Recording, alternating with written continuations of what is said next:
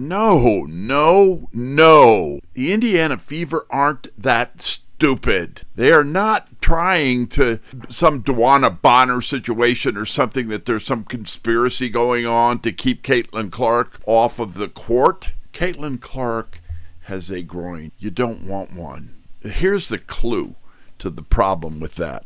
Sophie Cunningham herself said, well, no, she's getting better. It's all right. It doesn't hurt all the time. If you ever had a groin injury, every time it hurts because you're pulling something that don't want to be pulled. It's as simple as that. So there you go. That's that part. But the Indiana Fever, they're not going to trade Caitlin Clark. They couldn't possibly be that dumb. You know, you can look at all the trades in history, the NBA, the Major League Baseball, you know, any place you want to go where a major star, of even a minor major star, if you know what I'm saying. Caitlin Clark is a major star, all right? If you trade a star player, you're never going to get back as much as you gave up. It just doesn't happen. And they're losing, every time she doesn't play, they are losing millions of dollars.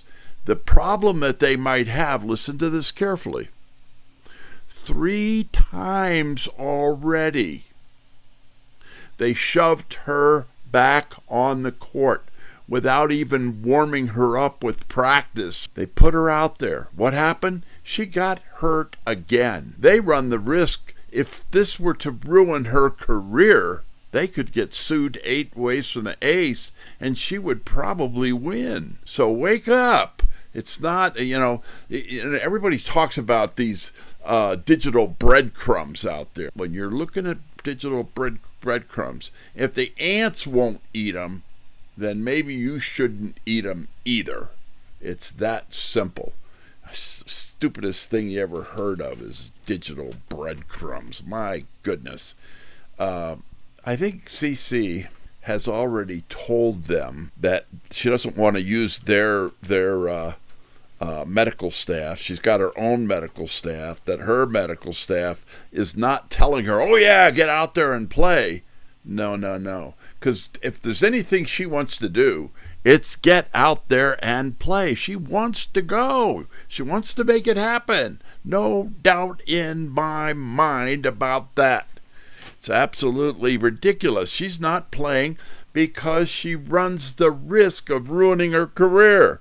All right. When she was out there before, see if you can remember. She's out there. She's played a great job of making passes. Great job of running the team. But where was her three-point shot? She didn't miss that many three-point shots when she was 6 years old, for gosh sakes. Come on. That's incredible. She did not have the leg strength to make those three-point shots. And she best not be going out there again until she can make them, because she's going to end up with problems again. All right, so she's had quad problems. She's had leg problems. She's had all these different kinds of problems. All right, you don't want to have those problems. She doesn't want to have those kind of problems. So this nonsense about the Fever being up to something, keeping her off the court. They couldn't keep her off the court with a hatchet. If she wants to play and she feels ready to play, she's going to play. End of story. Period. That's what's going to happen. It's going to be happening soon, I hope, for God's sakes. But I don't know. I am worried about what Sophie Cunningham said when she said, well, yeah, she's getting better. It doesn't hurt all the time. It shouldn't hurt at all, period.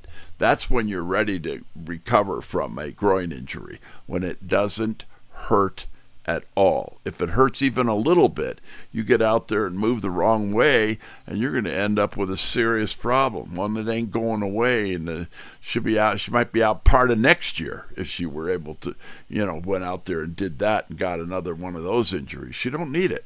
We don't need it. We need her back. We need her back double quick, super fast, like the Energizer Bunny, but we can't get her back until she's ready to come back. End of story. It's that simple.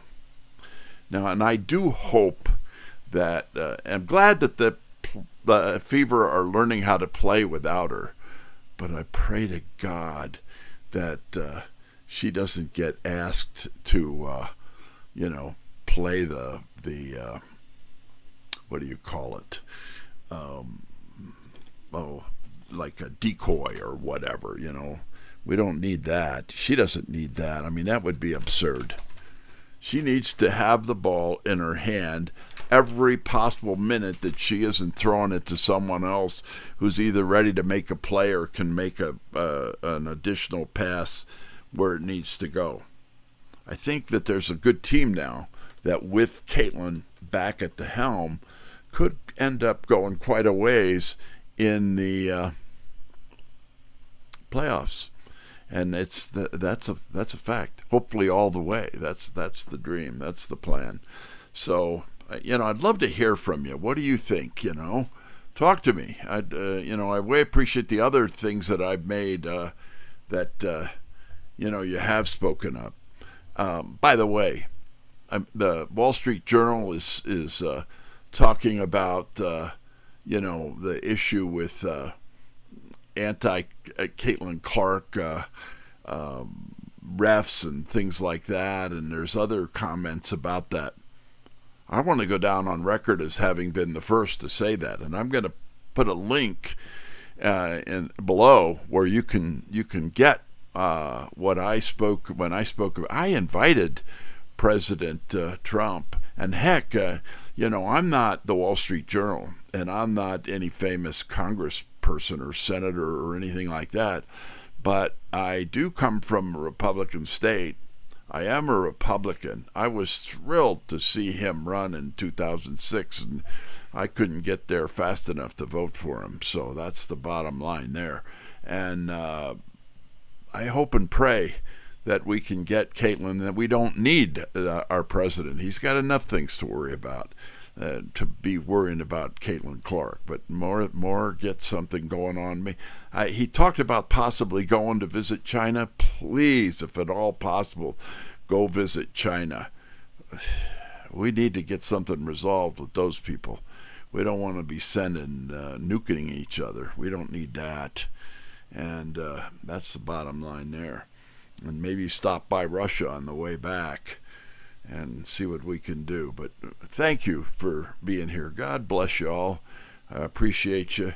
I'm going to sign off. Not going to be too long with this recording. Have at it, everybody. Bye-bye.